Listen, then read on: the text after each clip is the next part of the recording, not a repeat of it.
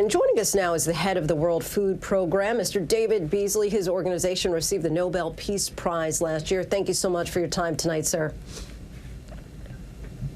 It's good to be with you. Thank you, Lindsay.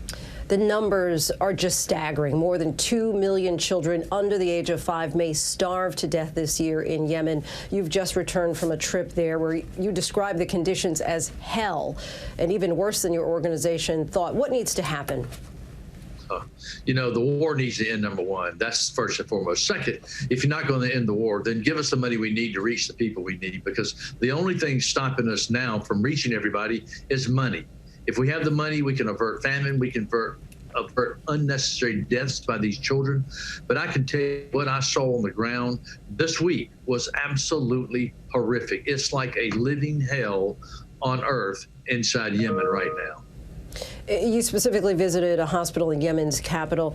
Tell us about one of the children that you met and their family's specific story and how this served as a wake-up call for you. You know, Lindsay, this is what's heartbreaking. I went to what is the best hospital, Al Sabeen Hospital in Sana'a. And just to give you an example, there are 25 intensive care beds for children. So I was in that particular wing. And you know, normally in a wing of a hospital for children, you'd have laughter, crying, none of that, dead silence, like a morgue. And I went from room to room, and I can tell you it was just skin and bones. And one little girl, Suja, that I talked with her mother, and she was 5 months old, and she died today. This little girl, it's just heartbreaking. And I asked her mother while she was alive. I said, "How long did it take you to get to the hospital?" She said, "It took me all day." And I said, "Well, did you have a car or what?" She said, "Well, I hired out a car." I said, "Well, did you have money to pay for it?" She said, "I had no money." She said, "I had to sell my only cooking gas cylinder to be able to get to the hospital." Now, she was the lucky one that actually was admitted, because this hospital, for example, has 25 beds. So I asked the nurse, not the nurse, but the doctor, I said, "What do you do when there's more people coming than beds?" She said, "I send them home to die." Wow. And here was this little girl died literally after I left. And then from room to room, Lindsay, it's just heartbreaking. And there's no electricity. And this is typical across the country. Children are dying, people are dying, and it's a war that needs to be stopped. And again, if you're not going to stop the war, then give us the money, because we can avert famine and death. We just need the money, period. Yeah. Just a heartbreaking story you share, and we know that that's just one of so many.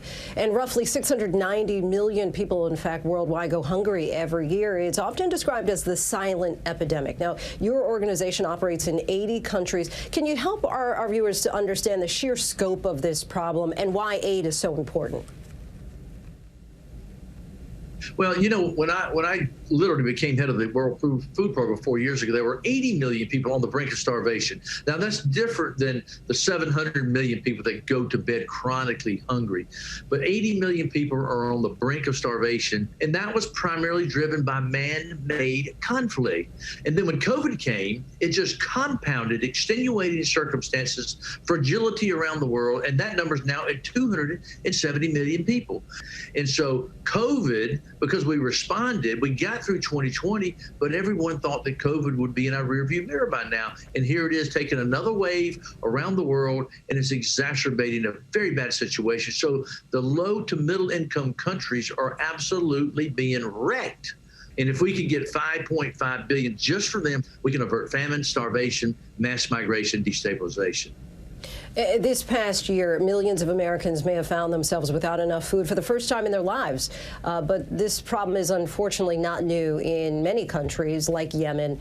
How specifically, because you mentioned how the global pandemic is exacerbating the problem, but because a lot of people aren't seeing necessarily the correlation overseas with hunger and COVID. Well, you know, we saw what happened in Syria years ago when the world did not respond, the Europeans didn't respond. That was a nation of 21 million people, and it destabilized, and millions migrated into into Europe, infiltrated by some extremist groups like ISIS. They don't want to leave home. They don't want to leave their loved ones. But if they don't have hope of peace, they don't have some food for their children, they go do what any mom and dad would do in the United States, and that is find it wherever it may be. And so if we don't get ahead of this, it will cost us 1,000 times more by war and conflict and destabilization and mass migration by necessity. And if we could address these issues, then you end up with migration by choice. And that's a whole pleasant discussion versus the controversy we get into because we don't address root cause like we should. And similar question when you talk about root cause. We've talked a lot about vaccine equity in recent days. If developing countries are not able to receive access to the vaccine for months or even longer than that, how does that impact issues like hunger? Well, not many people realize, but during COVID, we're the logistics humanitarian backbone for the United Nations and NGOs around the world. So we carry COVID supplies. So we're prepared on the vaccine front as well as to logistically deliver what's necessary in countries around the world. So we are prepared. However, as you know, a lot of the poor countries are not getting the vaccines that they need, and that makes them very vulnerable. And so, as you can imagine, exacerbates an already very fragile situation for millions of people around the world. And we're seeing children dying unnecessarily right now that would not in any way, shape, fashion, or form be in trouble if they were in places like the United States. For people who are watching tonight who feel compelled to help, what's the best way to make sure that their donation goes to feeding starving children in Yemen and around the world?